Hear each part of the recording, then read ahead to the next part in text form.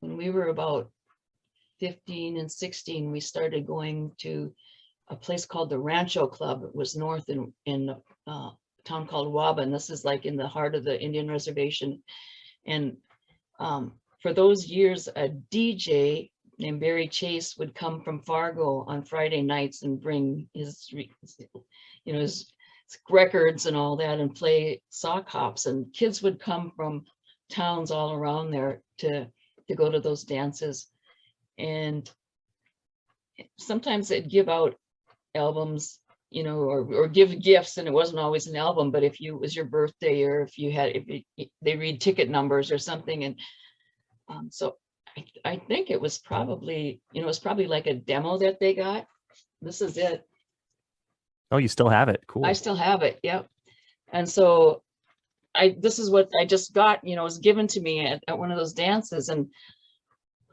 And when I got to college is when I, you know, took it along, and I was listening to a lot. I think I was listening to it, and I was like, I didn't know anything about Dylan then. Like, Dylan was already like really popular, but we didn't have, you know, YouTube or anything where you could see anything about him. And he wasn't like on TV that much, so I didn't know what he looked like or anything that much. So I used to wonder which one of the guys on there was Dylan, and I thought they were American Indians. I wondered which one of those Indians was Bob Dylan. I actually thought it might have been this one. Yeah, he's kind of got a young Bob's chubby cheeks there. Yeah, on the end. From what I had seen, I think from Nashville Skyline. So, but so those songs, you know, I would listen to them, and they were these story songs, you know, the Pity the Poor Immigrant, or Frankie Lee and Judas Priest. And I'd have to go, you know, I'd be listening to it, and I'd go, okay, which one's Frankie Lee again? Which one's Judas Priest? And which one's the good guy? And wait, he's a good guy, he gave him money, but then what, he's going to try to make him pay him back? And the other guy, you know, it's like, you're trying to figure. And then Bob says, the moral of the story is, you know, the moral of the song, that you should not be where you not belong, but help your brother, you know.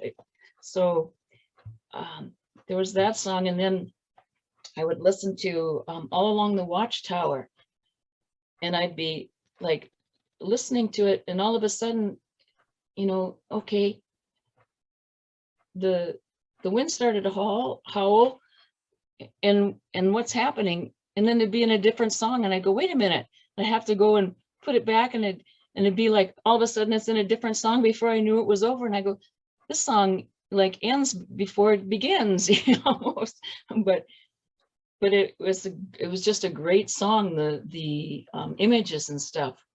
So yeah, I think that's not an album when you talk to people, or when I talk to people, like I do quite a bit, about what made Bob Dylan click with them.